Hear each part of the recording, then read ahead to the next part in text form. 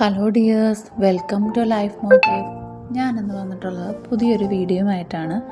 How to deal ടീനേജേഴ്സിനെ നമുക്ക് എങ്ങനെ ഡീൽ ചെയ്യാം. ഒരു മനുഷ്യ ജീവിതത്തിൽ ഏറ്റവും കൂടുതൽ ചേഞ്ചസ് ഉണ്ടാകുന്ന കാലഘട്ടമാണ് ടീനേജ്.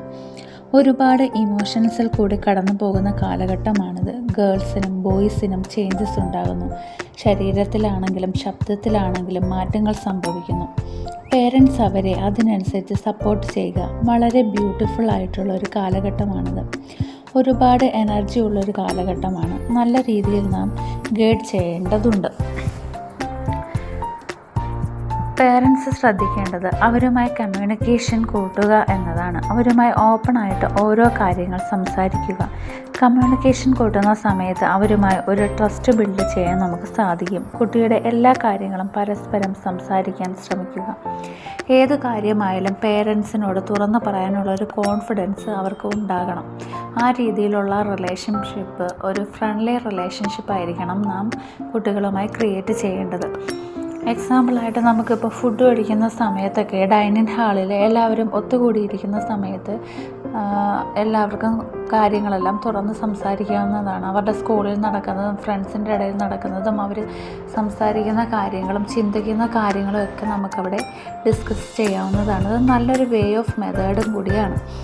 നമ്മുടെ ടീനേജേഴ്സായ മകൻ്റെ അല്ലെങ്കിൽ മകളുടെ ബെസ്റ്റ് ഫ്രണ്ടായി മാറുക എന്നതാണ് ഏറ്റവും ഇമ്പോർട്ടൻ്റ് ആയിട്ടുള്ള കാര്യം. നല്ല സ്ട്രോങ് ആയിട്ടുള്ള ഒരു ബോണ്ടിങ് മെൻ്റലി ഫിസിക്കലി നമുക്ക് അവരുമായിട്ട് ഉണ്ടാക്കിയെടുക്കാം. അവരെ മെൻ്റലി ഫിസിക്കലി നമുക്ക് പരിഗണിക്കാവുന്നതാണ്. കൂടുതലും ദേഷ്യവും വാശിയും ഒക്കെ വരുന്ന ഒരു കാലം കൂടിയാണിത്. ഇപ്പോൾ നമ്മൾ എക്സാമ്പിളായിട്ട് വീട്ടിലേക്ക് ഒരു ഫോണോ അല്ലെങ്കിൽ ഒരു ടി.വിയോ ഒക്കെ വാങ്ങുമെന്നിരിക്കട്ടെ, നമുക്ക് അവരുടെ അഭിപ്രായം കൂടി ഒന്ന് ചോദിക്കാം. ഏത് മോഡലാണ്, ഏത് ടൈപ്പാണ് നല്ലതെന്നും ഈ ഒരു കാലഘട്ടത്തിൽ യൂസ് ചെയ്യാൻ പറ്റുന്നത് ഏതാണെന്നും നമുക്ക് അവരോട് അഭിപ്രായങ്ങളൊക്കെ ചോദിക്കാം. അവർക്കതിനെക്കുറിച്ച് കൂടുതൽ ധാരണകളുണ്ടാവും. നമ്മളെക്കാട്ടി കൂടുതൽ ധാരണകൾ അവർക്കുണ്ടാവും. പ്രത്യേകിച്ചും ബോയ്സിന് ഇപ്പോൾ ട്രെൻഡിങ് ആയിട്ടുള്ള മോഡൽസ് പോലുള്ള കാറിനെ കുറിച്ചും ഒരുപാട് ധാരണ ഉണ്ട്.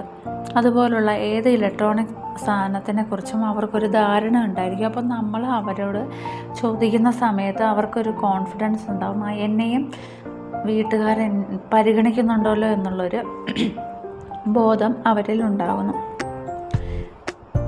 എനിക്ക് മൊബൈൽ വാങ്ങുന്ന സമയത്ത് എൻ്റെ മോൻ്റെ അഭിപ്രായം ചോദിച്ചപ്പോൾ വ്യക്തമായിട്ടുള്ളൊരു അഭിപ്രായമാണ് അവർ പറഞ്ഞത്. ഓരോ ബ്രാൻഡഡ് ആയിട്ടുള്ള ഫോണിനെ കുറിച്ചും എന്ന രീതിയിലാണ് എന്നോട് സംസാരിച്ചത്.